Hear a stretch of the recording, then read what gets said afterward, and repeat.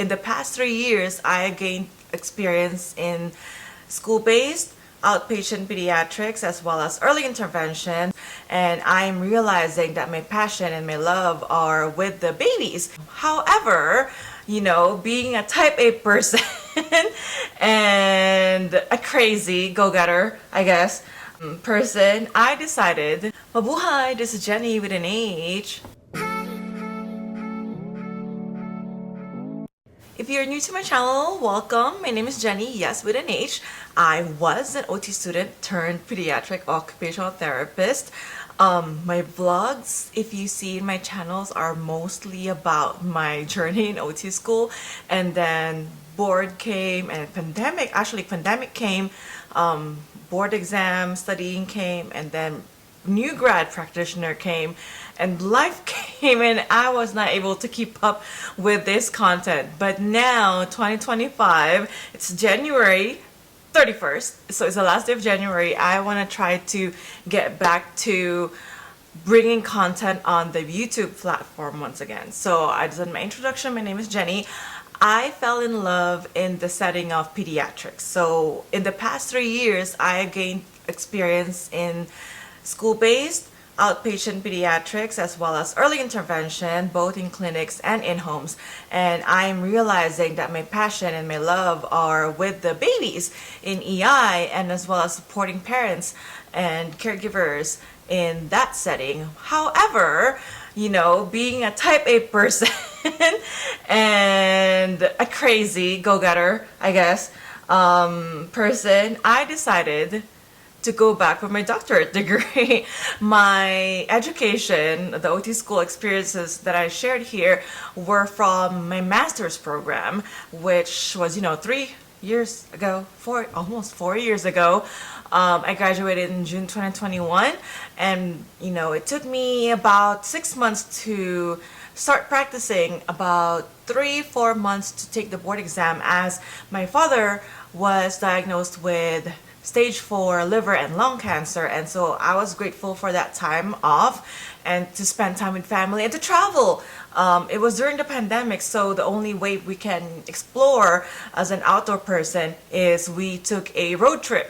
We bought a van, customized the van, and put a shelf and bed and everything, and then we drove around Arizona, Utah, Wyoming, to all the national parks along the way. Not all, but most of them, because we've been to the other ones. So we went to Petrified Forest, and then to Arches, and then to Teton, Grand Teton, and then Yellowstone. That was fun. 2022 came, and giving you the background story the past 3 years.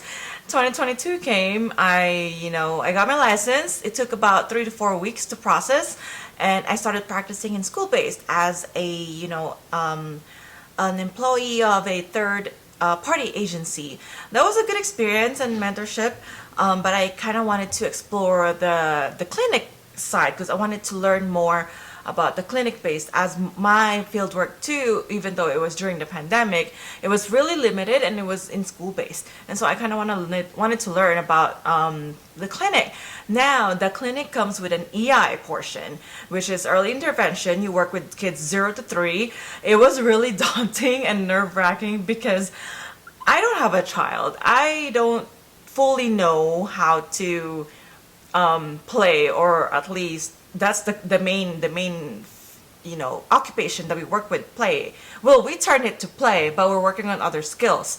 And so it took a lot of researching and talking to mentors. And these mentors I didn't meet them in OT school. I met them through either OTAC, which is our state OT association, or Instagram. That is the main or one of the biggest platform where you can meet mentors right now. And they were really helpful. And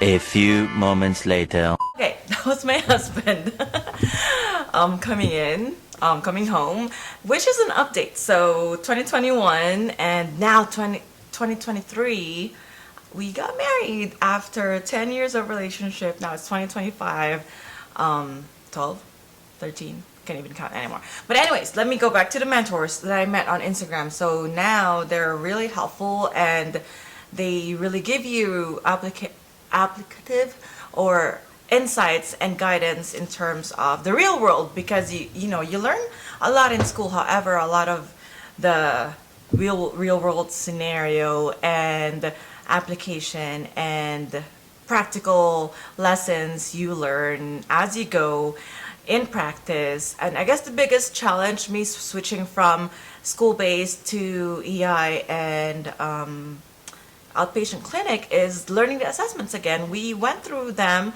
during our pediatric quarter, but if you are in OT school and you went through the assessment learning, you only spend about 30 minutes to an hour, or even like 20 minutes learning and assessment, because there's dozens and hundreds of assessments that we use as occupational therapists in different settings. So I have to relearn Bailey, Daisy, Peabody, and BOT for the older kids, as well as PD when I switched to setting of outpatient clinic and EI. For school-based, I used Berry and but for the older kids, if you're looking at mostly visual motor and gross motor, some fine motor, I learned about RAVMA and the test of handwriting skills in my fieldwork, but I didn't really use it in my setting or my job, because it really depends on where you work. If you're a student or a new grad OT and you came across my channel, you learn about the differences of going to school and learning them from school, and then you go to practice it out in the real world. But anyways, that is my update for the past 3-4 years. Thank you so much for tuning in today, and I will see you in the next one. Salamat!